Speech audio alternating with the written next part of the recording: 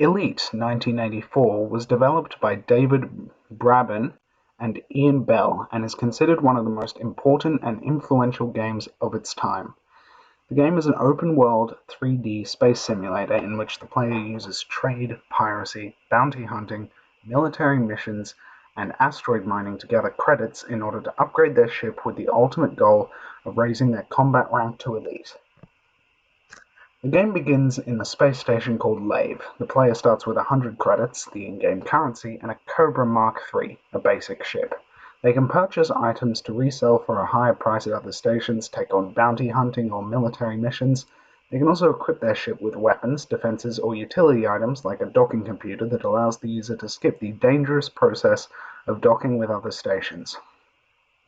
From Lave, the player can travel between any of the star systems in Elite's small galaxy at the cost of fuel, which can be refueled at stations.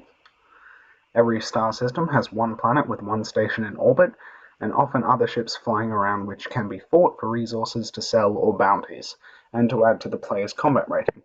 Outside of stations, the player can fly around in their ship. Each ship has a hull and shields. Shields regenerate over time, but hull must be repaired at stations.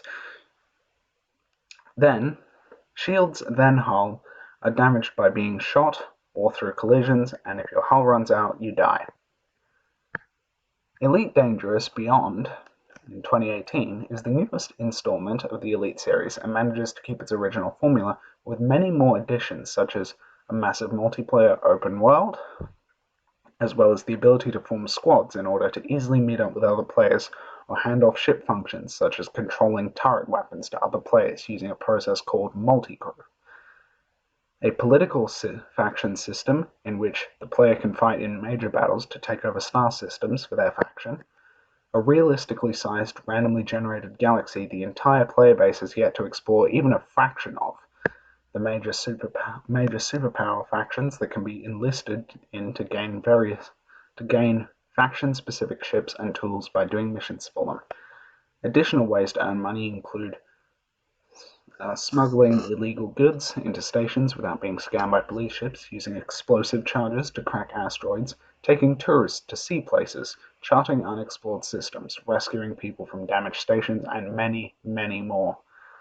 Overall, the core gameplay loop of both games is to complete missions in your chosen profession in order to get credits, materials, and influence with factions in order to get better at your job through upgrades to your ship or through access to better paying missions. Elite Dangerous Beyond works because there are many things to do that prevent the game from running out of steam, and to put walls in front of the ultimate goal, to have the best ship and rankings. One way I would consider changing the original Elite is by creating a conflict in the game's randomly generated galaxy. This would allow players to take part in wars for one faction and help to win star systems from the enemy faction by destroying their ships, thus making systems safer to the player. This would not only make the game harder to beat by adding additional danger, but add a reason to keep playing to ultimately win the galaxy for your faction, perhaps with enemy encounters scaling with your combat rating. Overall, this would add a feedback loop of scaling risk and reward to the game that would help to make it more interesting and exciting.